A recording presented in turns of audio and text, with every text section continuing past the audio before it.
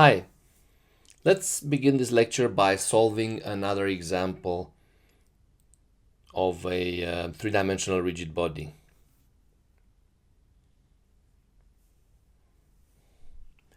So in this question,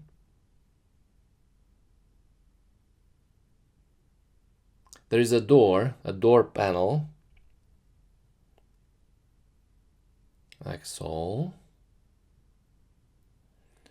which is supported, it's held in place by two hinges.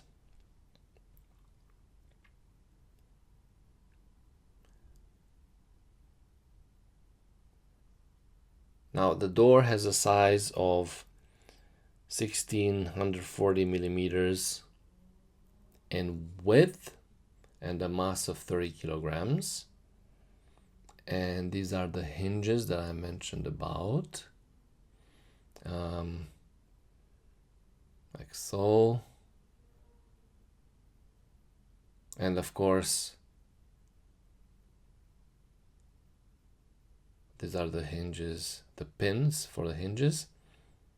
So the door can rotate around this axis, this vertical axis.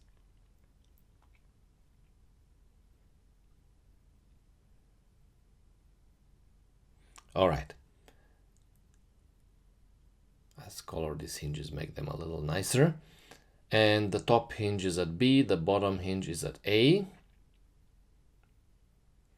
The distance between the hinges in the vertical direction is 1500 millimeters.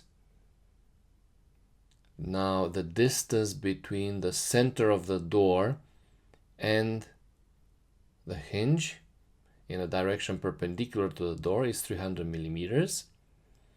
And also the distance between the edge of the door and the axis of the hinges in a direction parallel to the plane of the door is 80 millimeters. What is specific about these hinges is that the weight of the door is supported entirely by the hinge at A. So the vertical reaction force is existing only at A, meaning that the hinge at A does not allow vertical movement, whereas the hinge at B allows vertical movement, and then also both hinges do not allow horizontal movements. Having said that, we need to draw the free body diagram of the door in order to determine the magnitude of the total force at the hinge at B, which is what is requested in this problem. So we're going to cut the hinges at A and B and separate the door from the hinges. So I'm just drawing now the door in a more schematic manner here, with the hinges represented like so, and a system of coordinate axes, right-handed coordinate axes, X, Y, and Z. And of course,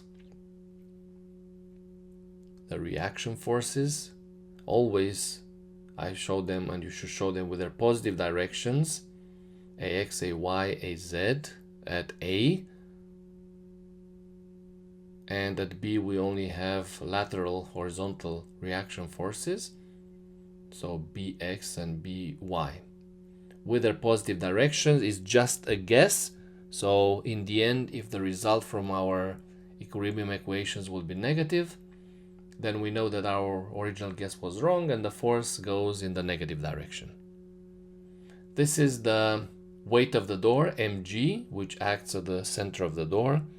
So that means it's 820 millimeters from each edge of the door. Now, we've completed the free body diagram of the door at this point. And one other thing to mention, which is very important here, in general, a hinge like this will also prevent rotation. That would be a general case. But when you have two hinges that line up with an axis, like the case of this door, there's actually no rotation in the hinge itself, but the door will tend to rotate overall, and the moment will be resisted by the couple forces created by the reaction forces AX and BX in the XZ plane and AY and BY in the YZ plane. So therefore, whenever you have hinges that line up with along an axis, like in this case, there are not moment reactions at the hinges, just reaction forces. So the weight of the door is 294.3 newtons, and since we don't need to solve for the reaction forces at A, we can actually sum the moments at A, eliminate AX, AY, and Z, end up with two nice equations with one unknown each, which are BX and BY. And to do so, we can sum the moments at A around the y-axis, which is what I've just done here, and obtain a result of Bx equal to 176.6 newtons positive. So my original direction of Bx was assumed correctly. And then sum the same moments about A, but now around the x-axis. So this would be the equation of equilibrium in this case. And this results in a reaction force at B along Y equal to negative 70.6 newtons. The negative sign means that my original direction that I assumed was incorrect. So it's actually 70.6 newtons going the other way. So I'm just going to show the correct direction in green and cross the original assumption that was wrong. Now the total force of B will be obviously the vector summation of the two components, or actually the magnitude of this summation. So the square root of the sum of the squares of the components, and that will be 190.2 newtons, and this will be obviously the final answer for this question. So we've learned now again how to deal with hinges, and hinges which line up with an axis. No moments at these hinges, no moment reactions. The other thing that I would like to note for rigid bodies in 3 dimensions equilibrium are the adequacy of constraints. So we've discussed this before for 2-dimensional bodies. It's sort of similar for 3-dimensional bodies, but now you have to deal with 6 constraint forces in general that achieve equilibrium, help achieve equilibrium for the rigid body. So for example, if you have a general rigid body, say like a brick, like this one, could be anything really, as long as it's rigid and in 3 dimensions. For equilibrium, you need the 6 constraint forces. So there's a pin or a ball and socket here that has 3 reaction forces and 3 rollers, each of them 1 reaction forces, so a total of 6 reaction forces. It should be okay, but these must be such configured in order that the body will be neither unstable and nor improperly constrained.